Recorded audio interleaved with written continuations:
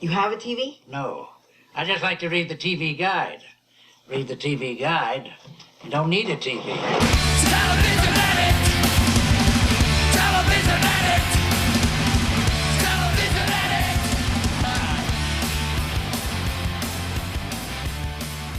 Hey everybody, welcome. It's Ken Reed here, your TV guidance counselor, as always, on the show TV Guidance Counselor, as we head into 2022. I keep wanting to say 2020. My brain is just stuck in like 2018, which is an upgrade, as it was stuck in like 1998 for a long time. But we have 2 more episodes this year.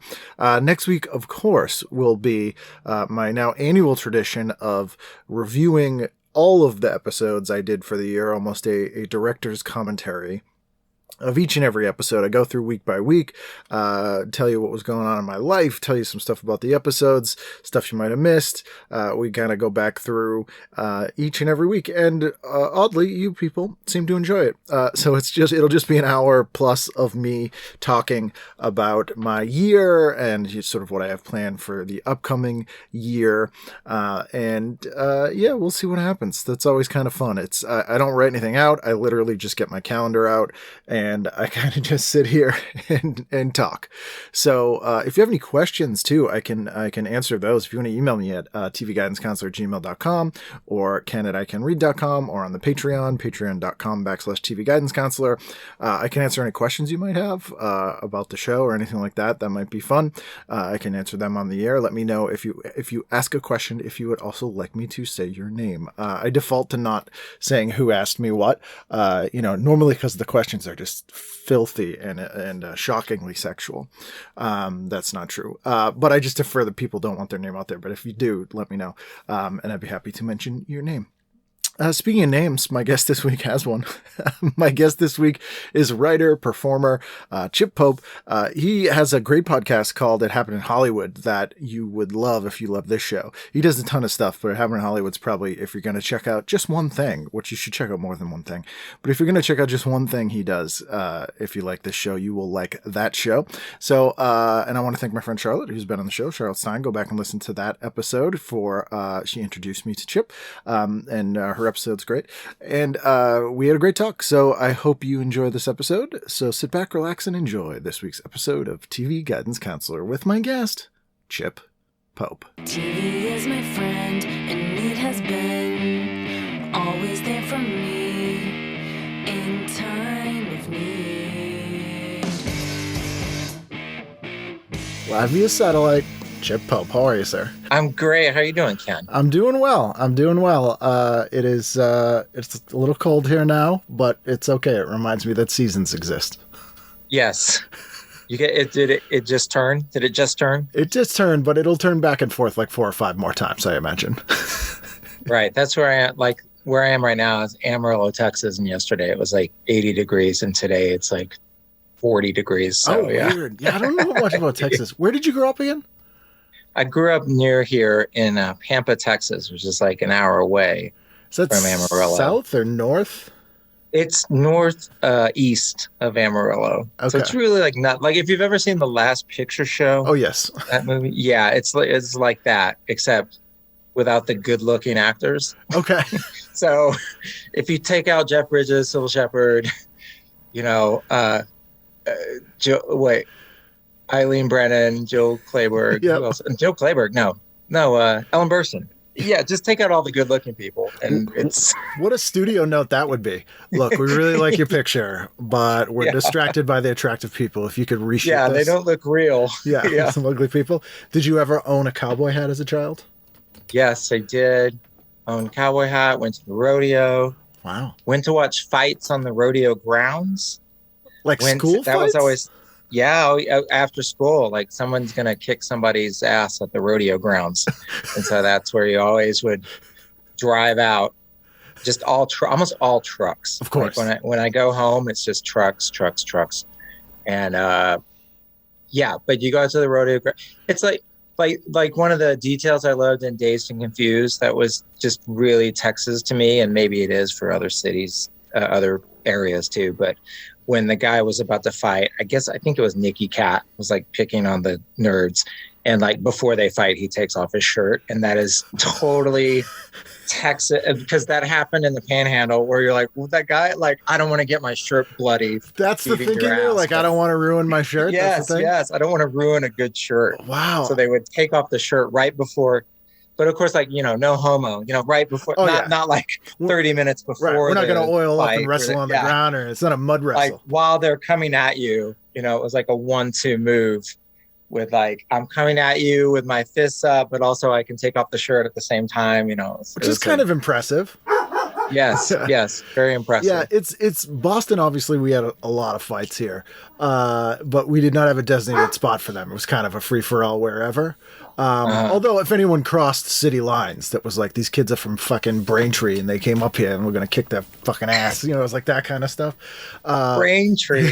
Yeah, my favorite weirdly named Massachusetts city, maybe. Oh no, they're on the Cape. There's a place called Sandwich, named after Sandwich in England. And oh wow. Maybe my favorite real headline, and this is a horrible story, although with a happy ending, but a kid went missing and then they found him and he was alive, but the headline literally said child found in Sandwich. That rocks. And all the cops, like their stuff says Sandwich Police. Seems like they're out being like, that hoagie's too long. That's awesome. But it's crazy that they didn't go with New Sandwich, but whatever. Yeah, I mean, that would be a little bit less ridiculous. But yeah, so shirts were always on, mostly because it was cold here, but also were used as a weapon several times. So there was a lot of like, you pull the shirt over their head, then you get the, you get the uppercuts in. They get caught in their starter jacket, something like that. Fighting dirty. Their satin Celtics jacket is their undoing, which often is the case. But yes. But I mean, I live in Los Angeles now, but I'm just visiting home. But as a segue to say, where I grew up, there was really nothing to do except watch TV. So were you? And much in the way in The Last Picture Show is, I don't know, I could go on about that movie, but it is there's a lot of TV watching in that movie. And it's really one of the first times I can remember in a movie where people watch TV. Because usually in movies, they don't watch TV.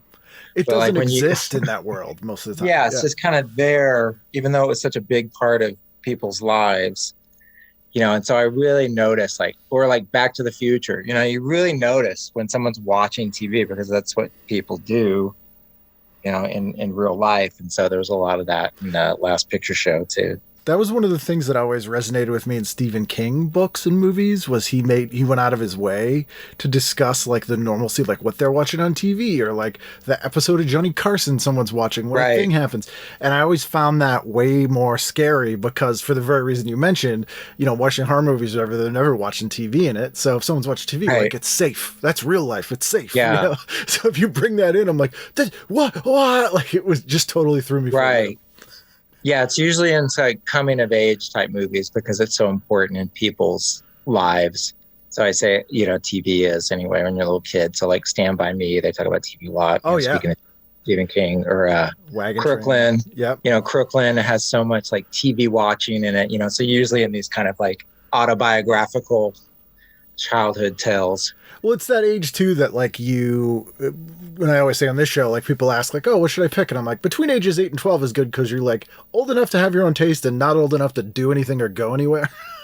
Right, exactly. So that's what you're watching. You're stuck. Yeah. Did you move to LA first when you started performing? Was that the first, or did you go to New York, or were you like, where am I going to go? Because Texas is right in the middle. Yeah, I went down to Austin to go to college. And so it was before Austin really had any kind of stand-up scene. There was basically like 2 clubs up until, I don't know, 10 years ago or so. Or maybe, let's say, 15 years ago. But by the time, I guess maybe like the 4th generation of Austin comics is really who kind of started the scene there. It was kind of small when I started the whole scene. There was maybe like 35, 40 comics. And then there would be a lot of people that would do the funniest person in Austin contest every year. That would bring out like 200 people or something. That just, who aren't in Austin. It was great. Yeah, you would see all these weird people. They'd be like doing stand up for the first time and stuff. And you're like, what? Real big. And yeah. But then, it really got going, I think, in the early 2000s. And so, you know, and now, of course, with all your Joe Rogans and Oh God, yeah. your other guys, your Tim Dillons and your other people, and I don't know Hiding who they out. are, but just now Austin's like a big thing. But were you like, LA's the place for me? Like, was that the place that you watched the most on? Yeah, just because that's where TV was basically, in movies and everything. And so, but when I was in college, though, I thought New York, because New York had MTV and New York had the Village Voice. I would always read the Village Voice every week like an idiot, you know, in Austin, Texas. Like, I'm gonna hate what's the club scene doing in it feels New York? Sophisticated Like, though. You're like, oh yeah, like I never go anywhere, you know. But New York was the cool place, you know. And so, I mean, now everywhere is really the center of the earth. I mean, you can do a podcast like you do and just have anybody show up from anywhere, which is kind of amazing. But you know, but it really, in a way, it's not as special. And I'm sure there's still kids out there that are having like a special first experience of seeing something and going, you know, that's where I want to be. But especially when I was a teenager, it was just like, okay, Los Angeles, you know, because that's just where everything is filmed, and you know, everything was about just navel gazing. You know, I mean, nobody likes Los Angeles as much as people in show business like to praise it or denigrate it. Right. You know, and it still just goes on, you know, that most shows have a love-hate relationship with Los Angeles, except for a few exceptions. It's funny that is the acceptable love-hate, whereas New York, which I never really appealed to me that much because I always say it was like all the bad things about Boston with additional bad things. Right. Because it's just like a big dirty city with like no escape and is expensive. But there I'm like, yeah, everyone goes out to stand-up shows because they don't want to sit in their apartment that they have with 6 roommates and they're 40, you know? Yes, like, yes, it's exactly. Terrible. Yeah. But in LA, like, people will go to a show because it's nice to go out. You know, right, exactly. But people it used to be more affordable, you know, but now that was also part of the choice when I was like in my 20s, was like, what's more affordable? And Los Angeles definitely was. But, you know, now probably it's neck and neck. But there, yeah.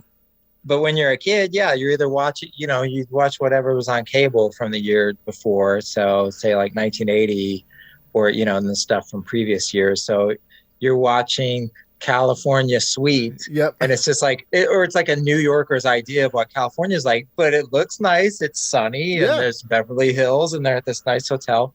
Or you watch Midnight Cowboy. Yeah. And you're like, well, that just looks scary. Like, why, like all the most of the New York movies were just scary. It's like Hard Bodies or The Warriors. Exactly. Which one you want to go to? Yeah. It's easy choice. So it's interesting. I mean, I'm sure there must be books or something, you know, I'm just not aware of it, about how New York is just portrayed in films as being like the French Connection. You know, it's always dirty and gritty, or it's like, you know, Manhattan, you know, or it's like the love letter. It's Sex in the City, and you're there's like no, what's the in between on it, and you know, so but Los Angeles, it's just that the sun, and you can tell when something's supposed to be taking place in Los Angeles, but it wasn't filmed in Los Angeles. I don't know. I'm one of those nerds. Maybe you're that way too. Like, I'm always one of those nerds. They'll be like, "That's not Texas. That's New Mexico." You know, you can just tell like immediately from the sky. Right. That's Toronto. What do you? It's funny. Like, Spencer for Hire is one of my favorite shows, and they shot it in Boston, and it was like one of the few things we shot here. But then after it was canceled, a few years later, they did like, I think 3 made-for-TV movies, Spencer movies, but shot them in Toronto, and it was supposed to be Boston, and I think I was 10, and I was like, bullshit. Like, it was just so obviously wrong. It's like, or maybe egregiously that Jackie Chan movie, Rumble in the Bronx, where you just see mountains behind it. You're like, oh, the mountains of the Bronx. Yeah. Well, the weird thing to me is every time I go out to LA, which I used to before in teen very often, but it's been a while. You know, I go out of my way to go to like shooting locations, or like houses for movies, or like the Wonder Years house, or that kind of stuff. And it's funny because you realize that 80% of the angles of the house, it's mountains and palm trees. And then the 20% they use on the show, it's all of a sudden Minnesota. Right. When you're like, wow, I never would have hit me that, the high school from Nightmare on Elm Street just out of frame is a bunch of palm trees. Yeah, it's so crazy. But well, Bo Burnham lives in that house. Yeah, it's for sale now. They're selling that house. Yeah, I heard. But yeah, it used to be weird to be like, Bo Burnham lives there. And then I also am like a locations nerd. And then like a block down the street is where they filmed Mikey and Nikki, or Mickey and Nikki. I always forget if it's Mikey and Nikki or Mickey and Nikki. The Elaine May movie. Oh, with yeah. Peter Falk and Yeah. John Cassavetes. But that's just like half a block down from the Nightmare on Elm Street house. Yeah. It's a lot less heralded and crazy, and right off of Sunset. Mikey and Nikki. And then on the other side is the houses from Halloween, and then 2 houses down from the Burnham estate is the house that John Doe and Exene Cervenka from the band X lived in together when they wrote all the X albums. Oh, really? Wait. So this is like we're getting off track already, but this is like right down the street. Okay, so I'm trying to place now what house that would be, because it's on the corner all of like really nice houses now. So it was a duplex, and now it's like one house. It's on the corner of, what is that, Melrose, or like whatever the first after that first block. So it's Genesee or whatever that street is. Genesee, Genesee, and not Melrose, but like the next street down from Sunset. It might be Fountain or Fairfax. Right. Okay. So it was on Fountain. Yeah, it's like right on the corner. That's hard. That's crazy, because that's where the Mikey and Nikki house is. It used to be like Fountain super cheap. If you're, in 1978 in Hollywood and a punk rocker, you can rent that house for like $40 a month. Right. It's just which is insane. But they're where the Halloween house is, that street, there's been a lot filmed on there, and I just know from over the years. So I go on like running over there, and so it's the Halloween house, but also the house across the street was the one that she got when they had the garage that he falls off. They got strangled in or whatever, and the garage. But now you can't see the garage there anymore. Yeah, they built that little wall up there. Yeah. But also this movie called The Glass House with Lily Sobieski. Oh yeah, the was filmed on that street. Would she be the poor man or the rich man's Helen Hunt? She's like the Helen. It's up now, but yeah, I always say that she's like Helen Hunt's organ farm. Like Helen Hunt cloned her so that when she gets older, she needs some spare parts. Harvest from Lily. Yeah. So she should watch out. So we picked this here from January 1st to the 7th, 1983. And you picked this one because it had Newhart on the cover. Yes. I loved Bob Newhart when I was a little kid. Love Bob Newhart now. And that was the first season of that iteration at the in Vermont at the hotel that they ran. And so it's interesting to me when you think about that show, because most shows do not improve over time. No. Like most shows, they denigrate over time. And so when you think about a show like Sex and the City actually improved over time. But, I personally, it just became more about the friends and less about just being as super broad as it was. But a show like Newhart, definitely it got broader, but it got funnier. Mm-hmm. So in that, because I have trouble remember. I know when it started out, it had different supporting characters. Yeah, you had Kirk, who was next door, who ran the cafe next door, the Minutemen Cafe, and the first season was shot on video instead of film, so it even looks different and looks weird. Right. The woman who's the housekeeper is actually supposed to be Stephanie's cousin, so Stephanie doesn't come until season 2. Yeah, and then Michael comes in, and it's shot on film, and it's funny too because in the early 80s. There was kind of this, like, we don't know what the hell we're doing. The huge 70s shows have ended. Like, the networks are kind of in flux. And because of that, shows were able to kind of like tread water for a first season, and then they're like, well, we got nothing else better, we'll give them a second one, and then like a lot of them found their footing, especially on NBC, which is funny because at the very beginning here, right after the cover, there's a review of Cheers. Right. Which easily would have been canceled if NBC had anything else they could have put on. And that show got better over time, or at least was just as consistent the whole time. But yeah, right. Newhart really, I always feel like that first season feels like a demo tape. Right, exactly. Yeah, I mean, it doesn't touch something like Cheers. The first episode of Cheers is still amazing. Like if you go back and watch the pilot of Cheers, it's like a play, you know, it's like watching a really good play. And it's kind of unbelievable how sturdy it is. Yeah. You know, and that was just a testament to the way that the writers used to have to come up in the system and how you crafted 22 minutes, you know, which isn't the same anymore. But, and not saying that it was better or worse, but that pilot for Cheers is amazing. And yeah, and the pilot for Newhart is not. So, yeah, I mean, it's weird too because Newhart. It's just Bob Newhart. That's the main draw, and it's still funny. It's just not as amazing as it would get later. And it's interesting too because both those shows were created and run by Mary Tyler Moore alum. You know, they're both sort of NTM alum. And Newhart is almost hampered by the fact that it's anchored by Bob Newhart, who was this huge, you know, he had a huge '70s show, whereas Cheers, there's nobody that people have seen before on that show, more or less. You know, there's some faces, but it's a totally new cast that you're unfamiliar with, which I think probably worked in its favor. Yes. And just that the characters are so well defined from the jump off. Oh, yeah. You know, there was no finding its feet. Like it already found its feet the first episode, but NBC just didn't. I don't know, it was on Thursday night, and I remember when I was a kid, I would look at the ratings, you know, and it would be like 75, 76, because you're always like afraid that they were going to take off your show. Yeah. But, you know, remarkably, they didn't take it off. And it was paired up with Taxi for a while. For the first season, when it moved over from ABC, I think. But I can't, unless I'm just misremembering. No, I think you're right. Last season, Taxi, yeah.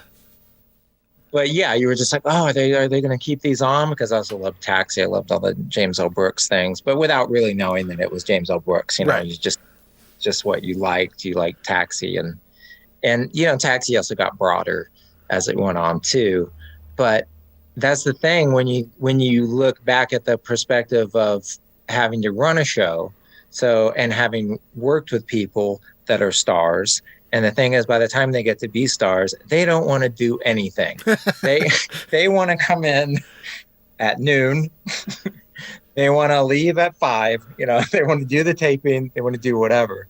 So I think that's why a lot of these shows that are first anchored around a star like Newhart, they start to develop these kind of wild characters around it. And for Newhart, it definitely worked because his reaction just gets laughs, and that's his comedy was always kind of reactionary to kooky people. And just, I think besides Tom Poston in the first Newharts, it wasn't wacky enough for him to react to. Even so, you had to bring patience. Like Larry, Daryl, and Daryl, and Michael and Stephanie, and all that, you know. So it gets he's a perfect straight man to just he's like an unending straight, like he never runs out of straight man juice. Like it's just like you throw anything at him, and it never gets low. And I think some of the things, like to your point with Sex and the City, some shows improve, I think, when the writers start to tailor the characters to the actors more, like they get a sense of what they're bringing to it, so it's like makes more sense. And then I have a theory that any show that goes for 5 seasons or more automatically gets weird because they're like, I don't know what's left. They just start to get bizarre, or they get really kiddie friendly, like Punky Brewster, which was never really a super adult show, but like season 4 and 5 are literally like Saved by the Bell kids shows, to the point where the audience is all children and it's just aimed right at children. And it's a really weird thing that they just like get younger and younger. So I think you just run out of stuff, I guess. Right. Yeah. And even in shows that you watch that are like the prestige, you know, shows of our time, when you go back and watch some of them, again, I might be remembering wrong from when they first aired, like 20 years ago or something. But you get into maybe like the 4th season of Sopranos, And there's just some episodes that are just the tone. You're like, what is going on here? Because there was like one, I think, that had like, it was about Columbus Day.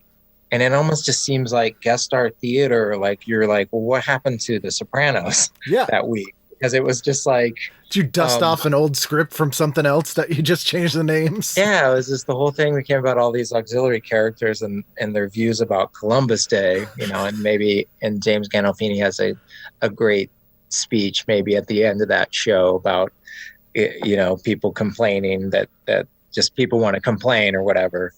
And then maybe the other part of the show is about Meadow having a bad time in college. Pulling all this out of my ass, but sounds right. It sounds right. But it's just like it just seems like it stands. It's so weird in telling you're like, well, that was only like 4 years into it or something. So maybe you're onto something when they get to seasons 5, maybe a little bit before. We'll dig into the listings in a moment, but like it's kind of astounding that shows that at the time where 25 minutes. We'd get 22 to 25 episodes a season and had a room of 20 different people writing them, had any kind of consistent tone. Yeah, that's true. Yeah.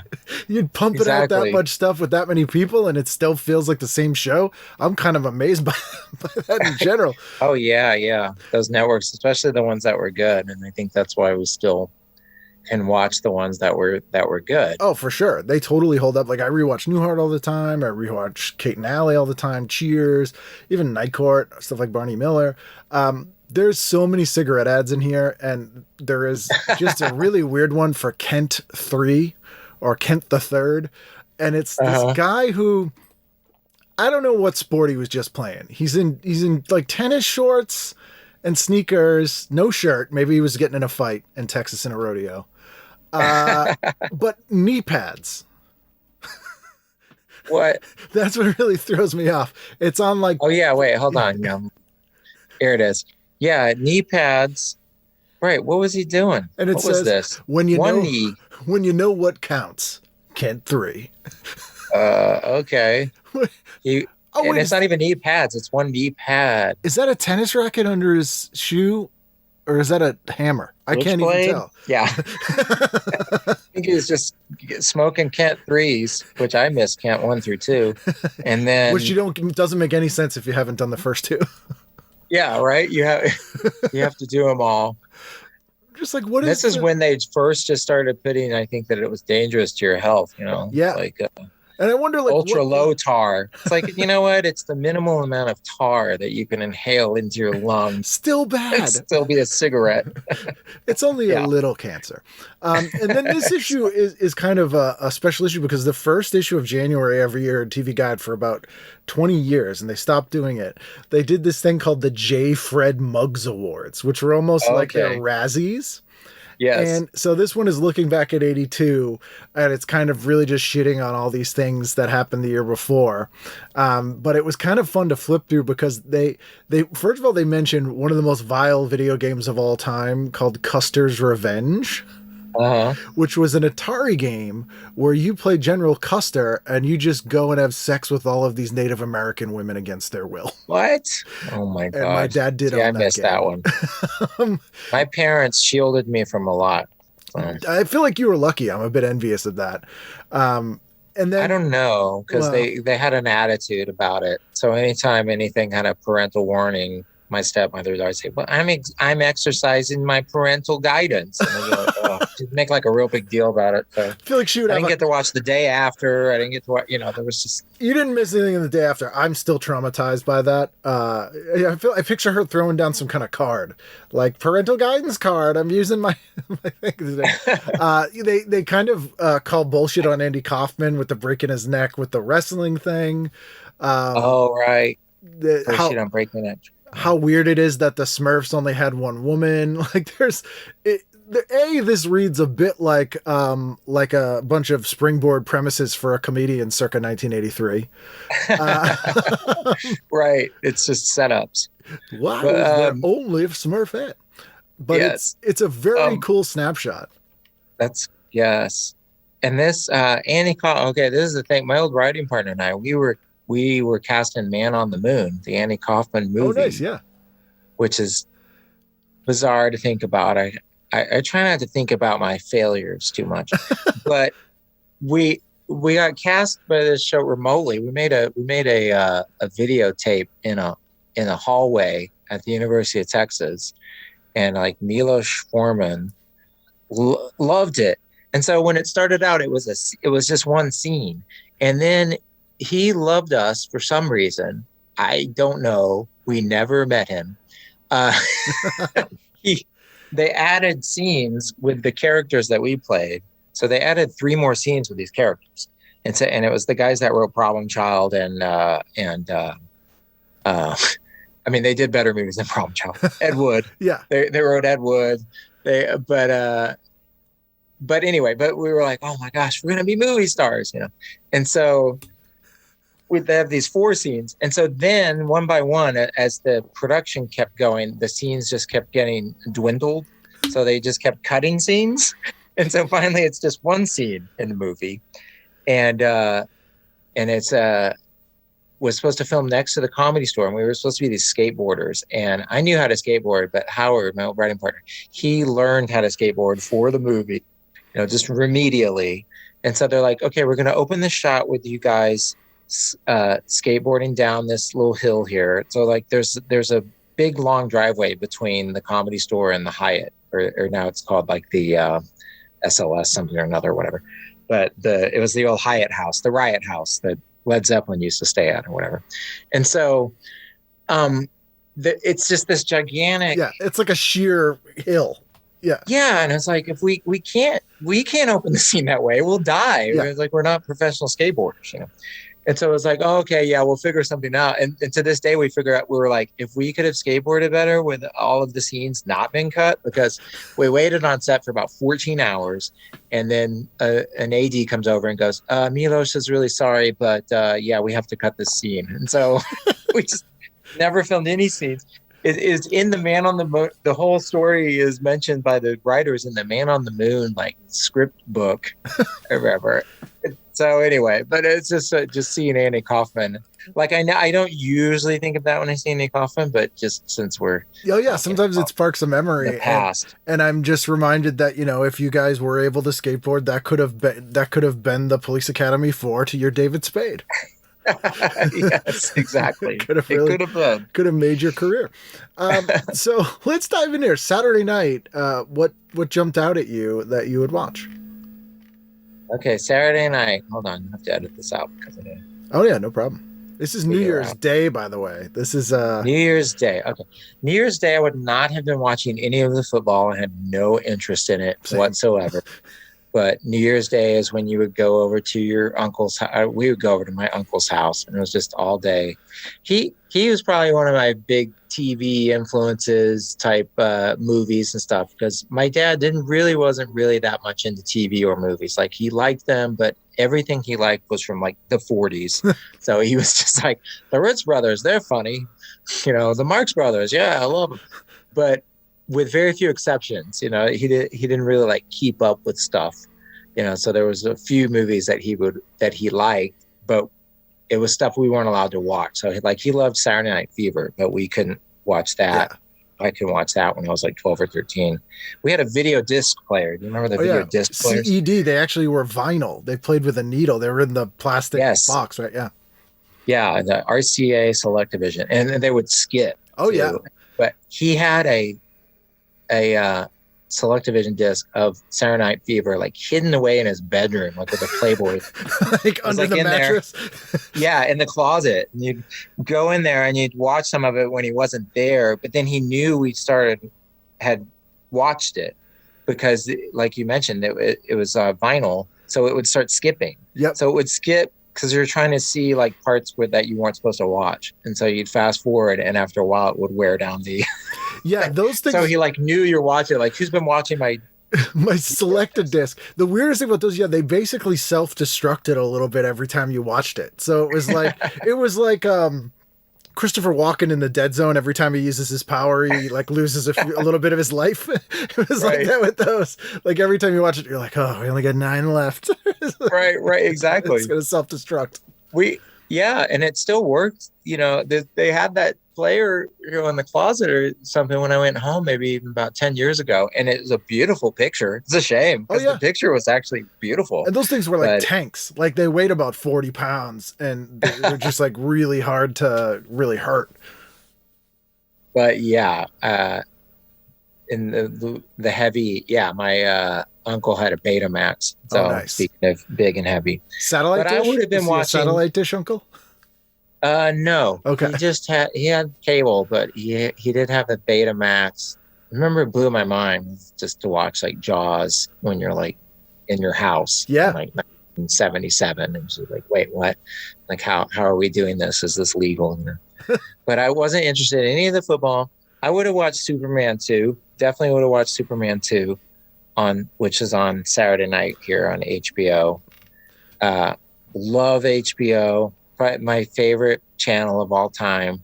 And then once I moved to Hollywood, I was lucky enough to develop like 3 shows at HBO and film a pilot for HBO. The shows never went, but just because HBO was like what showed you everything you weren't supposed to see and everything that you liked like immediately in your life. So it was like, movies that without any commercials, with all the bad stuff left in, or just not even that the bad stuff mattered, but just you could watch a movie.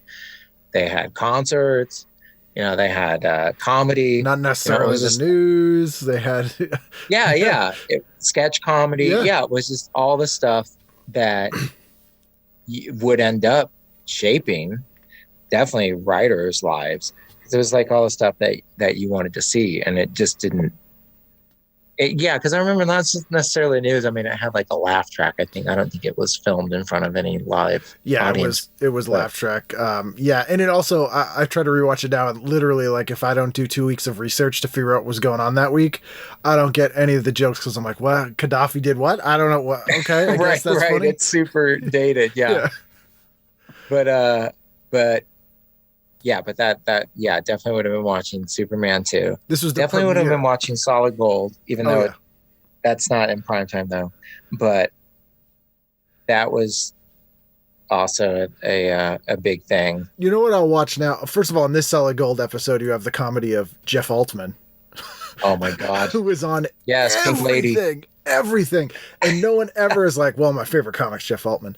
But he had like one bit about he'd pull his pants up like to his chest and was like that was the only bit, and I saw him do it 7,000 times.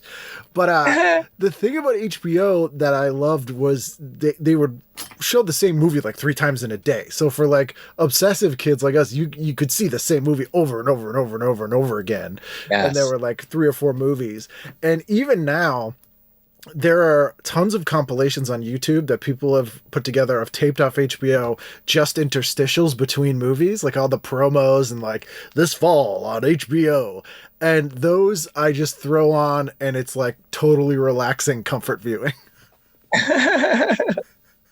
Yeah. Oh my God. I need to look some of those up. Oh, they're great. Sometimes I'll just watch all like hours of MTV programming, but that people put on YouTube. But well, let's see. Meatballs was on that night, but we didn't have Cinemax and we didn't have Showtime. We just had HBO, and because even HBO was like for a middle class family that wasn't our last name wasn't Rockefeller or whatever. That was the one. It was still like $10 a month or something. Yeah, it was expensive. That was a lot then. Yeah, for sure. And to get all of them separately, you had to pay. Your parents had to pay anyway. The extra $10 a month. So it's weird how the movie channel also had Superman 2. Yeah, so HBO and Superman 2. HBO and the movie channel, I think. Oh no, they weren't. It was Cinemax and HBO and the movie channel and Showtime. Those were the companies. Yeah. So it's weird that they're both showing Superman 2 at 7:00. That seems bizarre. Yeah, they're finding it out. I had a black and white TV for one thing that was in my room and that I share with my little brother. I mean, bunk beds and everything. But that was always a point of contention. Is just like turn off the TV, go to bed, turn off the light. Who wanted to turn off the light? Who didn't want to turn off the light? Want to go to bed? Who didn't want to watch TV? Who did want to watch TV? Who didn't want to listen to radio? Who did want to listen to radio? What was the age difference? He's 2 years younger than I am. So okay. it was enough to be like a problem. And so, but I had my little TV, and it was black and white, and it had a knob, and you could turn it. So everything, anyway, the weird thing, everything is black and white. So almost everything I see up to a certain age is just black and white. So all these Cheers, Newhart, whatever it is, Square Pegs, it's black and white. And it's like, what? I mean, it's 1983. It's not like it's like 1960 by then. You know, there's been color TVs for quite a long time. Are there any shows you remember that you watched a ton as a kid in black and white, and then when you first saw them in color, you were like, wow, I never thought this would look like this. Well, this is the thing. I knew they were in color because all the other TVs in the house were in color. That makes sense. And so it was always like a downgrade. But the thing about it is you could, on the old, if my parents already had HBO, and they had those little click boxes with the channels. So, you know, unless you're like right on the thing, unless you're clicked right in the, you could go in between channels. Yeah, you'd get in between channels. But when on my little TV, I was able on the UHF channels to turn the knob that surrounded the actual turner clicker thing. And if you turn the knob just so, I could get HBO in my room. I could get the movie channel. Like I could get these movies, but you had to land the wheel. You had to dial it in. Right. It was to like where it wouldn't to where there wouldn't be a line in the middle of it. It's like breaking into a safe. Yeah, exactly. It was totally like breaking into a safe. And so so you could watch stuff that you weren't supposed to watch. And so that was like the liberating thing about these cable channels and that's right at the age when you're like, sex, what is it? You're horny. You don't know what's going on. And so you're like, you could watch Stripes, you could watch Porky's, Personal Best. Porky's, right. But the ones that were deep, where it was just like Mariel Hemingway, and she's like, I don't know. It's just burned in my brain. Yeah. When I'd be like, when I met Robert Town, like I worked in this thing and Robert Town came by, and I just had to tell him about Personal Best, and like the scene like burned in my brain. And he was like, is it when she's behind him wanting to pee like a man? I was like, yeah. You get that a lot? There's a scene where Mariel Hemingway, like that has something to do with lesbianism. Yeah. You know, he was just like, it was almost like, yeah, don't mention that, you know, because it was before, like, what's a lesbian? Oh, no. Does she want to be a man? You know, and there's like a guy peeing, and she goes up and goes behind him. It's just like, I wonder what it's like to pee like a man. It's just, and you literally think about that for like a week. Oh, yeah. Because there was like nothing else to mull over. You're doing your homework, but you're just like, is that what it is to be an adult? You're like a woman who wants to pee like a man, you know? What?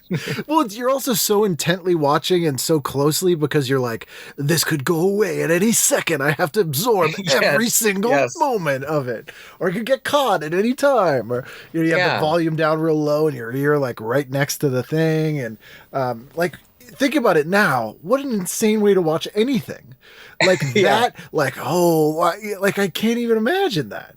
Right. And it's not even like, you could, and it's not like I would go and tell my best friend. It's like, have you seen this movie, Personal Best? You know, it's not like you kept it to yourself. It was like exactly. Like it was just like a weird thing that you had. I don't want anyone to know I saw this. Yeah, exactly. But then there was also the good ways that happened, like SCTV, which is around the same time, and I don't remember if it was on NBC yet on the truncated version. Network 90 was on from 80 to 83, and then it moved to Cinemax for one season. Right, so it was on Friday night. Yep, 90 minutes on Fridays. The full hour and a half version. And so, but the way it felt like in my room, you know, that is just that black and white TV, and there was very minimal laugh track on SCTV. Sometimes they would kind of half-heartedly do it sometimes, but usually it was just like silent, you know, no laugh track. And it just felt like you were the only person watching that, you know. And so my best friend, you know, he loved watching SCTV, but it was like, and then another friend of mine But other than that, it felt like you're the only people who even knew about it. And like, what? And then, when Splash came out, everyone's like, John Candy. You're like, yeah, the guy from SCTV. And I've they're known like, him what's for that? years. Yeah. Yeah. Yeah. Oh yeah. It was the time when, if you and another person had even seen the same thing, let alone regardless of how you felt about it, you're friends now. Right. Like, Yeah. it was like, oh, I've seen that. Oh, we have something in common. And SCTV at that time, much more than SNL, had this, like, sometimes it would be scary. Because it'd be so weird. You'd just be watching, there'd be no laugh track, and you're like, I'm kind of creeped out. Like, this is just weird. Yeah. I love it so much. It's like one of my all-time favorite everything. SCTV is just so good. Especially those years. Especially those years. It was just tailor-made for weirdos. And I'll have like vivid memories of sketches that I don't even know if, in a way, I don't know if they exist or not. I mean, I know they exist, but but not if how you remember them. Chariots of Eggs with Hall & Oates. Oh yeah, you're just like, what is that even? Oh yeah. Yeah, I had Fee Waybill because that was like personal best. Yes, it was like, but I didn't really put it together until later that it was supposed to be kind of like personal best and Chariots of Fire put together. It's just because we learned all this stuff from shows like that about pop culture that we were too young to see, or we just never would have heard of otherwise. It's the Mad Magazine effect where we're sort of getting this education through the parody. I had Fee Waybill from the Tubes on, and he's the only person I ever had on who'd actually been in an episode of SCTV. It's like the Fishin'. Yeah, Fishin' musician. And it was so great just to hear the stories about how weird that was. And like John Candy showed up in a limo and picked them up at like 6 a.m. and was like, we're going fishing. And they were like, what? And he's like, just brought a bunch of pot and beer, and they just got high and went fishing all day and then went home. And he was like, what? That was for the show? Like, what are we doing? And then they showed up to play live, and it was just such a weird... It was as weird. Yeah, I remember that was the first time I'd ever heard of them, and they played like "Talk to You Later." I think or something. I was like, "What is that song even?" Because it wasn't anything that was on the radio. Oh, they had some amazing bands on that show, and then like Roy Orbison. Right? Like, yeah. And then we're on to Sunday. I think anything on Sunday. Do it for you. Sunday.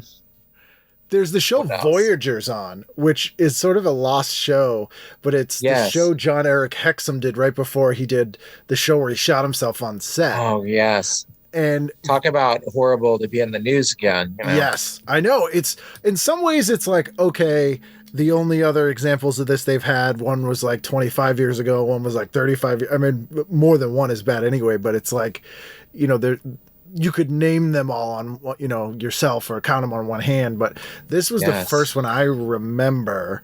But Voyagers was kind of a weird show. It was basically like a US version of Doctor Who, but with a big budget and shot on film, like almost like the new Doctor Who. Right. And people hated it. I only remember it from them making fun of it on Late Night with David Letterman, which I should not have been watching either, which is not prime time.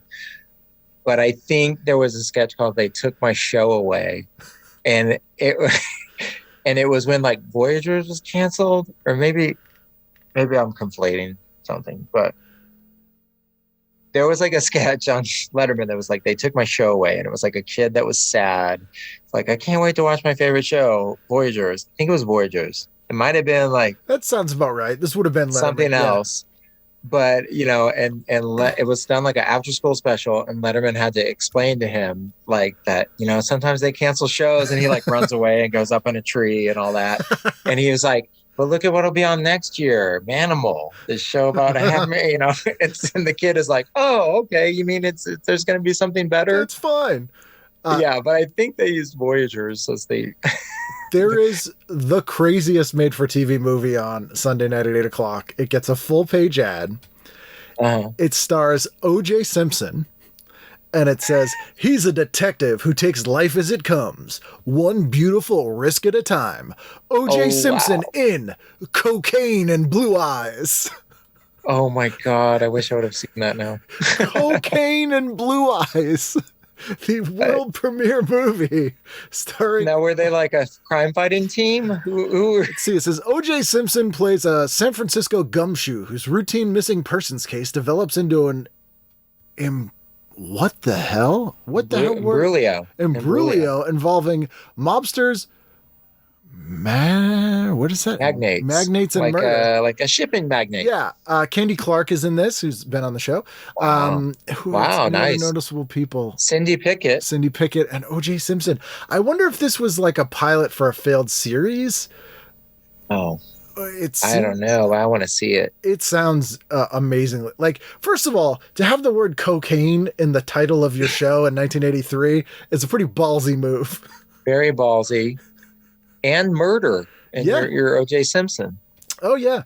Yeah, it's literally, there's a full page ad with murder, cocaine, O.J. Simpson.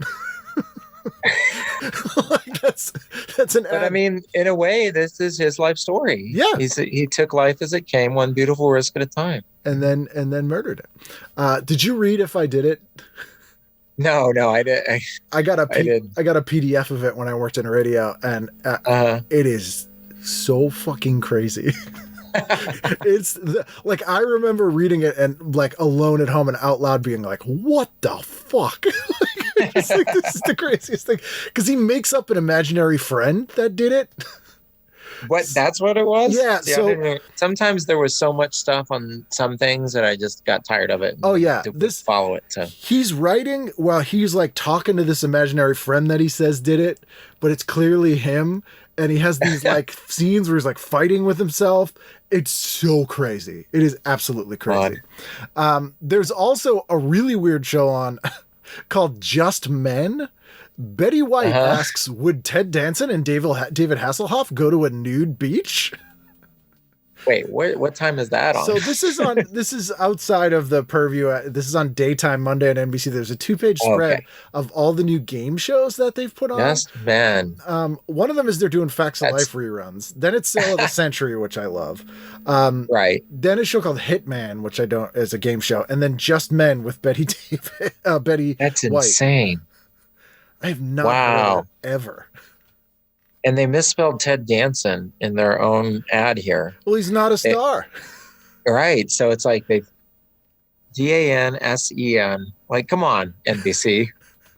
Get it together. It's your own network, for Christ's sake. Yeah. I have an ad that I have framed from it's a billboard ad, and they've put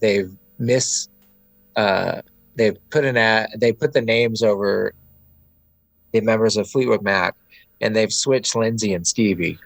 And so it's an ad. And then there was another ad apologizing for saying, that Stevie Nicks is Lindsey Buckingham and Lindsey Buckingham. Lindsay's Stevie a girl name. Stevie's a man yeah, name. like Makes what? sense.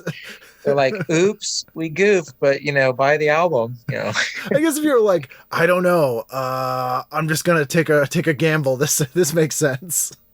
Right, but seriously, it's like there's 3 things to get right at that point in history. So it's like you could do it. You couldn't look it up on the internet, but it would have been easy to check. Now, do you think Ted Danson and David Hasselhoff would go to a nude beach? I've talked to Ted Danson, and I would say yes for him. I actually would go no with Hasselhoff. Interesting. Because from what I hear, he was very insecure in his Baywatch outfit. And believed he had too skinny of legs. And so he would try to not get them to shoot his legs on the show. Oh my God. So I'm like, I did not know that. I don't think he would have gone.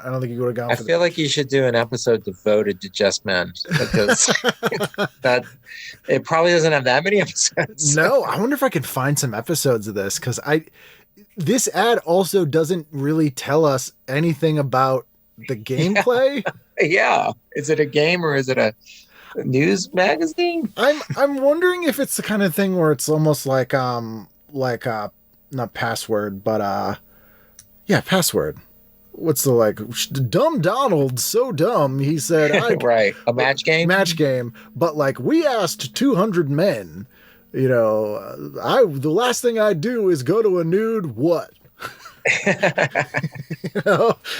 That's the only thing. Whoopee. But that immediately caught my eye. I was like, what the hell is that? Anything on Monday? Monday nights. Well, you had your Newhart. You had your hold on.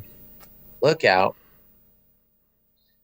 Square Pegs. I mean, that was the night of Square Pegs. That show just kind of, I remember, blew my mind because I was in high school at the time. And, and the whole show was about clicks. They had and I knew it was from someone who wrote on Saturday Night Live.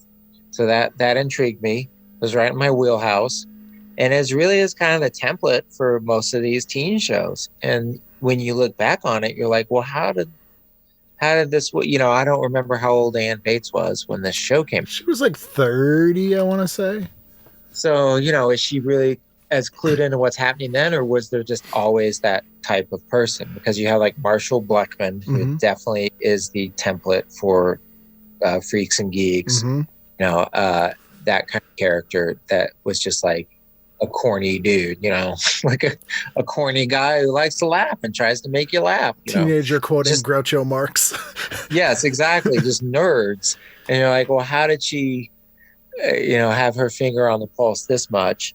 And then, of course, it was Sarah Jessica Parker in it, which was like, wait, what? And felt like her because of the glasses.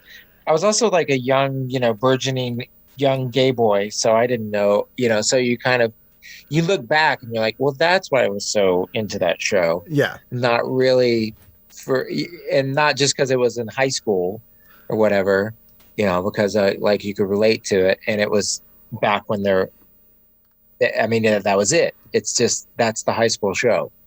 Yeah. You had Welcome Back, like Kotter. There wasn't like 10. Yeah. There's not 10 shows about high school. Yeah. It's sort of exactly what you said. It's the proto Freaks and Geeks, proto My So-Called Life. Like they've put a laugh track on it, but it's shot on film. It's kind of a dramedy.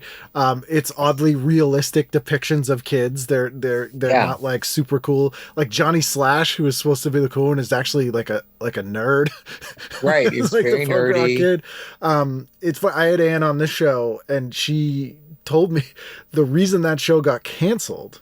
She blames herself because she's like, we did a whole thing in Rolling Stone, and it was going to be on the cover, and they did this huge piece, and it was really going to break the show open. And she goes, it was my fault because I was at a party in New York, and I told Lauren that we did this thing, and I flew back to LA, and by the time I landed, we were no longer on the cover. So I guess Lauren called the editor of Rolling Stone and said, when I was in Rolling Stone, I wasn't on the cover. And so they just kicked her off. The show got canceled. Oh, wow. It's just totally insane. And then I had Jerry. That much power. I mean, that surprised me. At that time, for sure, with Rolling Stone editor. And then I had Jerry Casale from Devo on. Right. And he was like, those kids were on so many drugs. He was like, we were just like huddled up in our dressing room being like, these kids are insane. They're all cooked out of their mind. That's amazing. Like Devo was hiding from the kids in square pegs. Oh, wow. But I don't know, but that's crazy. But but I love that. I mean, it was just different because it was geeks and it was new. And, you had Jennifer Januccio. Like you had the very funny characters, and just the fact that it was about women, or girls. Then they were the girls, teenage girls, but that too. Or that you had like a Black Valley girl, I guess was LaDonna. Yep. And Sarah Jessica Parker's that parent. actress was also on like Different World later. Oh yeah. But it was just like a thing where you're like, okay, well, let's try. It's just that's why I always thought it didn't work ultimately. Before you knew how TV worked, because I thought, it was just different or whatever. But then you heard like the stories were like cocaine on the set, and like what you're saying about Gerald Casale, was saying.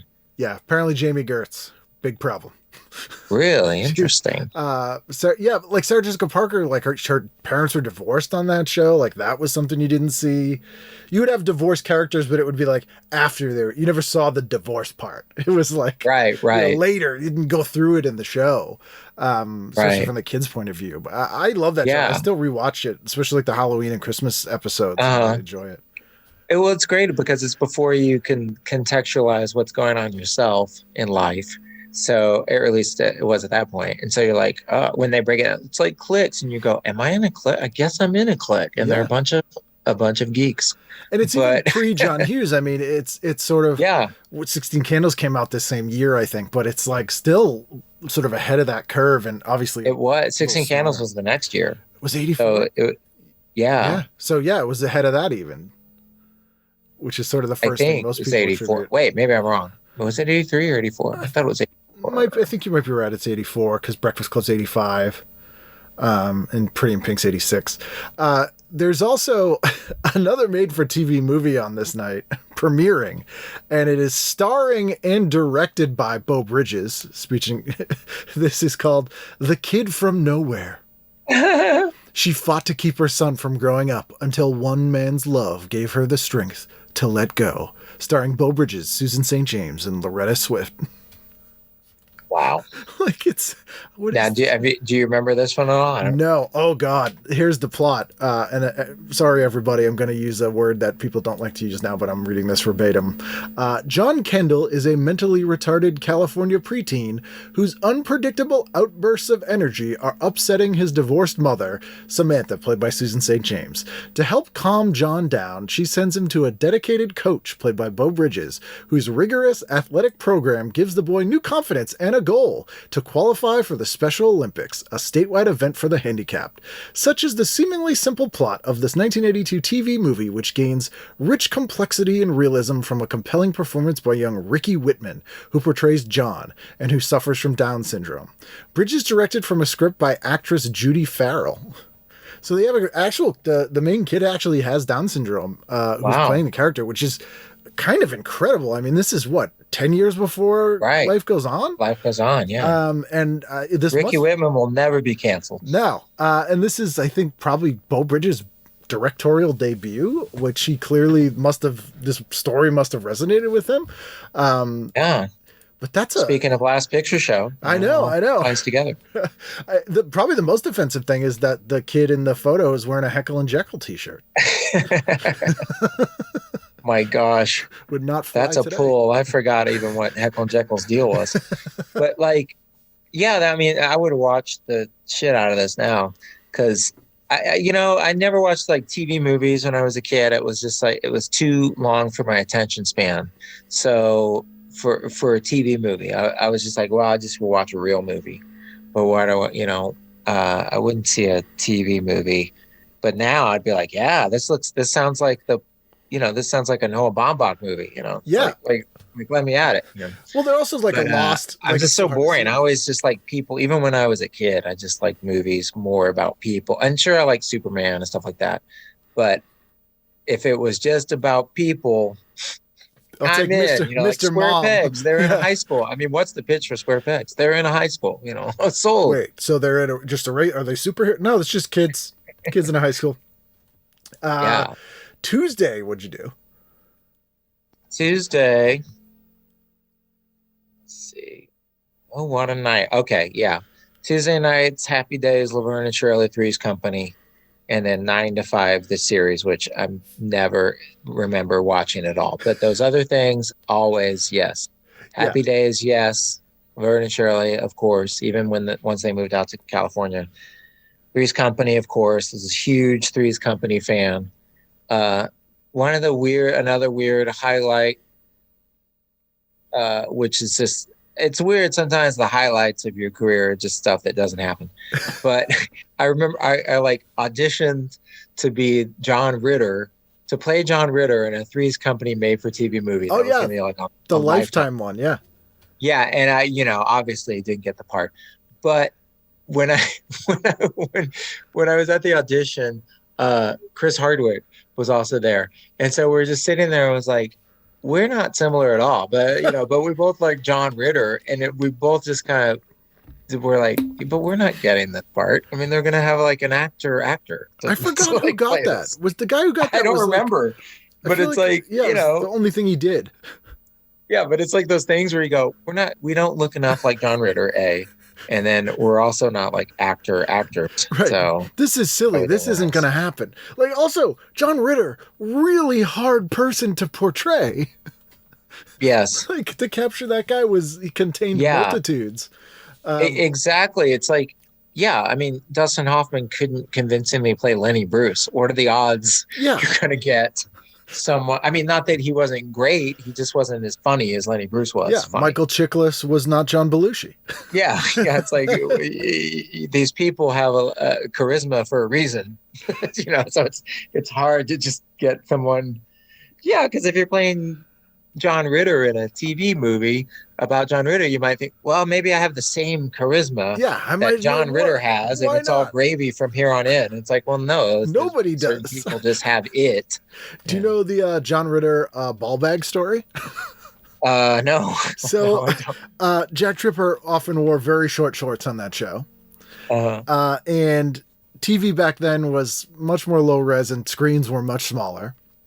And so in 2002, someone was watching a Three's Company rerun on Nick at Night, and they were like, oh, there's John Ritter's balls. And they complained, and Nickelodeon was like, yeah, his balls definitely come out of the shorts here. No one seemed to notice for 20 years, and they had to cut that scene from the syndicated things. But it's like, wow, that totally happened, and people didn't notice on TV then, because you also weren't watching it over and over, or freeze frame, right. And plus, if you're watching it it's just on once, and you're not recording it, and you have a black and white TV in your room that's a screen that's 8 inches. You're not right, and you're not going to tell people, you're like, no, I saw John Ritter's balls last night, and they're like, okay, sure. There's no way to prove it. It's funny, all this stuff just went unnoticed. Heart to Heart, I always watched the theme song Heart to Heart, but never really got into Heart to Heart. But I always loved the way it started. I'm Max. And my boss. She's gorgeous. Yeah, it was always like the thing. After that, it always went downhill for me. After that was the highlight.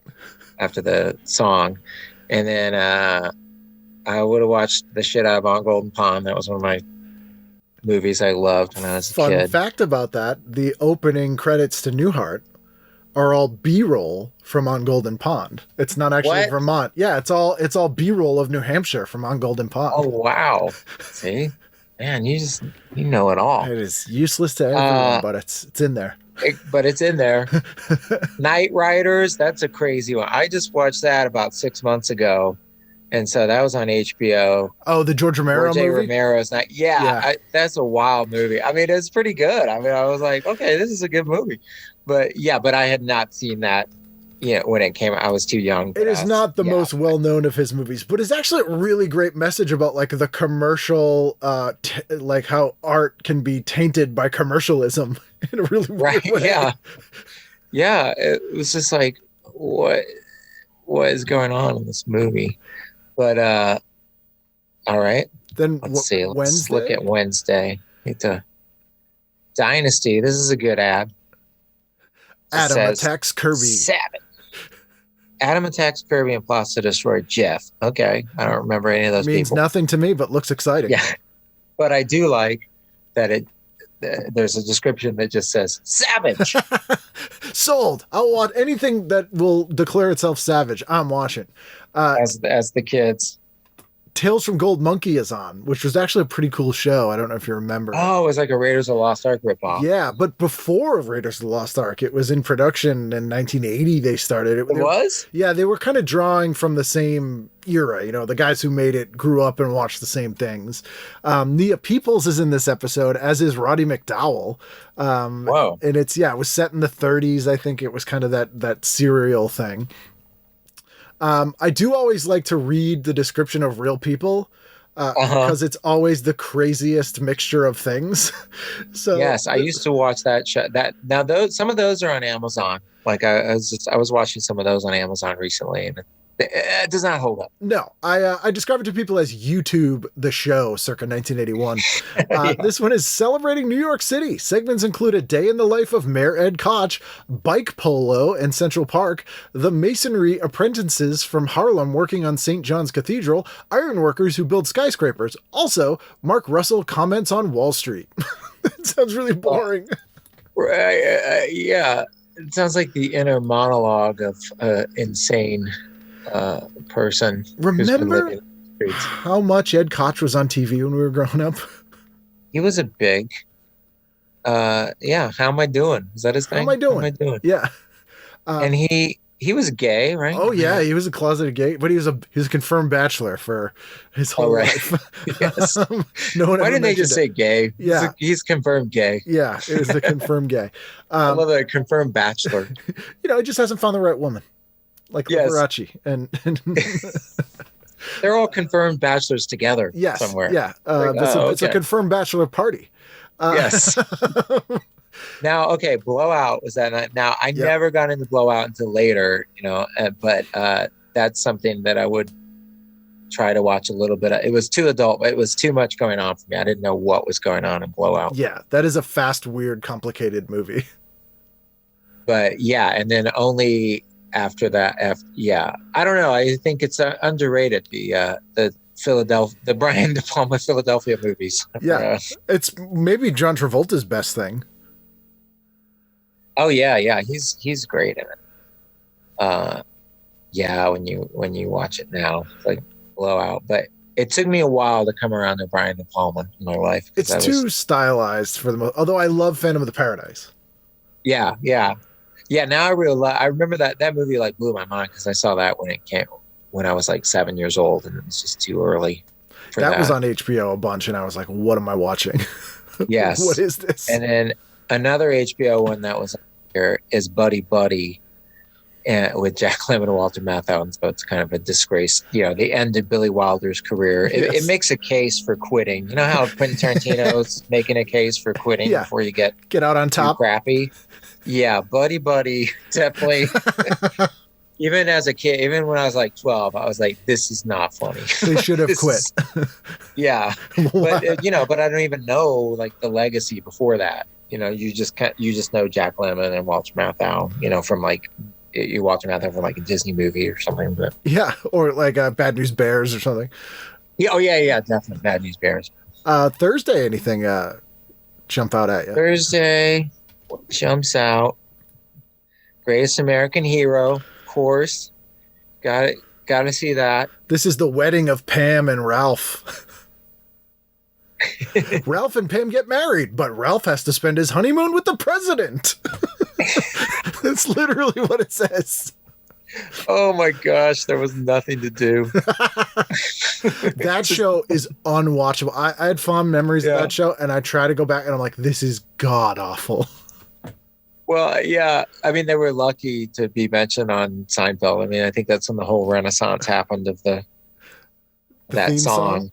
Yeah, when you listen to the song, and especially when you listen to the extended, the actual, 3-minute version or something, it just sounds like a country song. Happened to me. Yeah. And, like I never even think of like there's certain song, until you hear it again, you're just like, well, that's just a weird country song, or like that's a ripoff of Get Into the Groove, or just what like before you're really aware of genres and musical taste. Yeah. So Thursday, Cheers, which I was a Cheers. I was standing on Cheers when it was like on the life support system when it first came out. I don't know why. For some reason, I was always drawn to that. It was different. It was different from anything. Even Taxi, which is probably the closest show that it resembled, it was still had a totally different vibe to it. Yeah, it made you feel like, okay, this is what adults are like.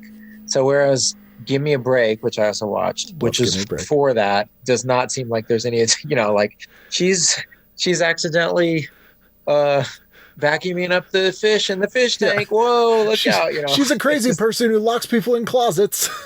Yeah, exactly. So you think of just they just had to pair things together on the basis of their genre. It didn't even matter if they were anywhere near the same kind of show. It was just like, okay, this is a half hour comedy, same thing. Comedy with a live audience. Yeah, just throw them together. And then Hill Street Blues. It would Give Me a Break. Cheers, Hill Street Blues. So there's got to be a book about how Thursday night went from just being in the dumper to being NBC's big all-time lineup. It was because these shows, nobody is watching these shows. No, it was the night they could take even more chances than they were already, because they were like, we're third place, nothing matters, we can't be worse off, just do whatever. Which is why they put Tartikoff in charge. I think he was like 30. He was the youngest head of the network of all time. And they were like, yeah, whatever, kid. You can drive this into the ground. It's going to die anyway. Right. And then he saves everything. But look at these heavy hitters, though, on Thursday night. Movie-wise. You got Thief. You got The Last Waltz. These are some good choices right here. And then another one, Turning Point. Well, I don't know. I mean, I don't know if I ever saw that movie. It was considered. I remember it got a lot of Oscar nominations. Oh, Pennies from Heaven. Okay, that one kind of blew my mind because when you're a little kid, in my era, my age, my whiteness, you love Steve Martin. So just anything Steve Martin does, you're like, okay, I'm in on that. I think Ted Danson's in that movie as well. In Pennies from Heaven. Yeah, as a dancer. Wow. See, because he danced around and remember in Body Double. Yeah. Or wait, not Body Double, Body Heat. Yeah. But there's in Body Heat. There's like a little shuffle that he does, like on a dock or something. He's a song and dance man. What? Yeah. So wow, I didn't even know he was just like a trained hoofer. Yeah, it's not just a clever last name. But Pennies from Heaven. I mean, that's why he like that was a thing too, and it's still a thing now.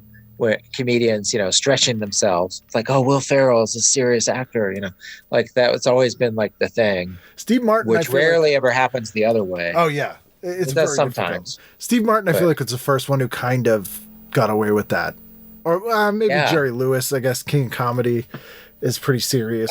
Yeah, same time frame. Well, a little bit later, but also who else? Bill Murray, they like the Razor's Edge. They would always try and branch out. Or Where the Buffalo Roam, which is definitely not a comedy, although I'm not sure if it's supposed to be. Yeah. And now because things are so fractured, when it happens a lot of times it goes unnoticed. So like Melissa McCarthy, she's done some great stuff, great roles in movies that are a little more serious. Like How Can You Forgive Me? Or How Can You Ever Forgive Me? It's not a great I always forget the title, but a great movie, and she's great in it. Or Kristen Wiig did a couple of dramas, or even Sarah Silverman. Oh yeah, they Welcome to Me. Welcome to Me, I think it was what it was called. And but it just either things are so fractured or happen so often now that it just goes unnoticed. But back then it was like a big thing. What was the one where Dane Cook played a serial killer? Oh, you remember that? He was really trying to do a serious. Was it like a Kevin Costner movie? I think so. And he was trying to be like this serious role, and it's the funniest movie he made. So he ruined it. There's a couple times regrettably, there have been a couple times where I was at the gym, at my gym in West Hollywood, not bragging, but out of the corner of my eye, I'd be like, who's that hot guy? And it was Dane Cook, and I felt so bad afterwards. I was like, wow, who's that? Who's that stud? And you're like, oh, fail. It's the guy. Fail. Oh, man, it's from whatever that movie he was in where he worked at a BJ's or like a Costco. Right. They're going to take away my UCB card. Don't tell anyone about this. Yes, exactly. Friday night. Anything on Friday night? Friday night of the week. Yes. Dukes of Hazzard. Definitely in for the Duke Boys. Always watch the Duke Boys. Now, this is when they had replaced Sean Schneider. Yes. These are the fake Dukes. This is their cousins. Oh, yeah, right. Because Tom Wopat wasn't there either, in this picture. Yeah, they had 2 seasons with these like fake Dukes who were like, they went away, their cousins are doing it. And then they came back for the last season or the last 2 seasons. Now, can you imagine though? Okay, say if you're like, and I don't remember who created Dukes of Hazzard. If they did other things, but can you imagine just when you luck into these like cash cows? Because you get into it and you want to think that show business is like based on your skill and a lot of it is. A lot of it, yes. There are certain people. It's undeniable that they should be successful. That they really have something. But then there's like everybody else. And so when you're in the everybody else category, imagine just lucking into, you write Dukes of Hazzard, you think, well, this is pretty dumb or whatever. And then they turn it into a movie 20 5 years later or whatever, or like Karate Kid. Think of how much mileage that dude who wrote Karate Kid got out of it. You're just doing basically what's a ripoff of Rocky. And you're like, this with movie? A kid, really? with karate, yeah. And then it just ends up going like 5 sequels or whatever it was, and Cobra Kai, and it's just like, what? I mean, what are the odds? Of all the things I wrote, this is the one. Really? Yeah. It's just such a crazy business, and so that's why it's so interesting when you go back and look at one of these TV guides. I haven't even thought about TV Guide in forever, but you just look back at it, you just go, why would anyone want to get into this? Yeah, it's funny because they handle everything on the same keel, obviously. And then, with hindsight, we knew which things sort of stood the test of time. There's things that we remember were such huge, massive phenomenons of shows that nobody cares about anymore, or even thinks of or knows about. It's just really weird to see sort of, how things are when we look back at them now compared to what they were like when they were on. And you want to think things have changed, but it's still just very similar. There's these big dumb things that keep the lights on for everything else. And, and even though we have so many choices now and everything, like we have this Dukes of Hazzard ad, but right above this is a thing about a PBS show about Jonathan Miller's 13-part series about the human body, ends with talking about death, and it focuses on pathology and French psych. And so it's like, but to me, that still is Netflix. Yeah. You have the big thing that people talk about that you watch, and you go, this is whatever. Everybody likes Squid Game? Okay, whatever. But then you have like the documentaries that are interesting. You have, it's so weird how show business remains on this,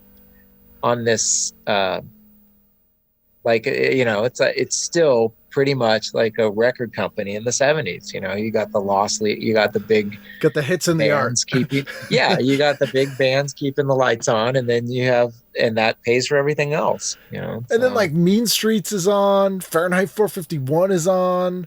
The Fan with Lauren Bacall and Michael Biehn, which is a crazy movie. Tommy. These are all on at the same time on cable. It's like just a completely crazy night of television.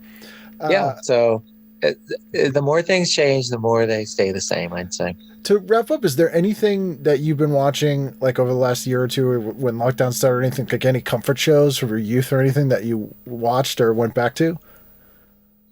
From my youth, again, like I say, I watched a little Real People, but usually, I don't know, I try to stay up with what's going on, because there's just so many great things to watch right now.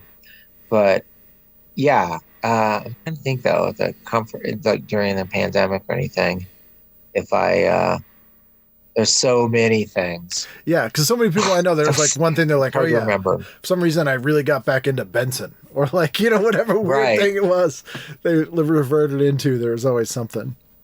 Yeah, no, I just kept, I don't know, I would just keep moving to see how they move forward. But I guess if there's a show like that now, or it would have been now, it's like probably like Curb Your Enthusiasm, because I just recently watched a couple episodes from the first season of that, and I don't know, I mean, I just like it so much better.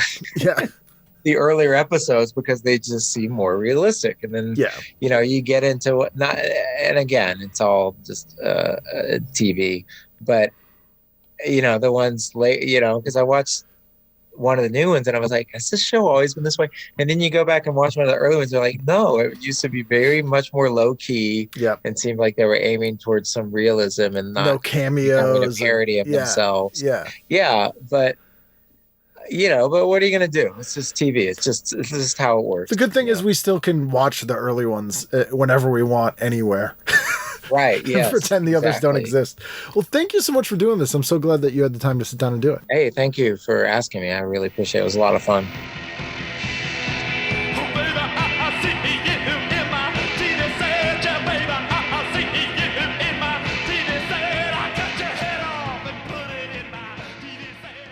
There you go. That's Chip. This is this really tests the plosive power of my microphone, where I say Chip Pope over and over again. See how many P's we're popping. Who knows? So I hope you have a great holiday this week, and or just anytime a holiday comes up, I hope you have a great one. This year, oh good God, we'll get into it next week on my year-end special. And again, if you have anything you had questions about or you're curious about, I'm usually I don't want to say more of a downer in that episode, but I'll be a little more personal. I usually talk more than I should about whatever the hell's going on in my life in that episode than I do in the regular episodes. And so you people seem to like that, you nosy bastards. Well, what the hell did I just drop? I dropped something, so I need to attend to that. It doesn't seem to be on fire, which is good. But I hope you guys are doing well, and we'll see you again next time for the final episode of the year of 2021 on TV Guidance Counselor. Is it when she's behind him wanting to pee like a man? I was like, yeah.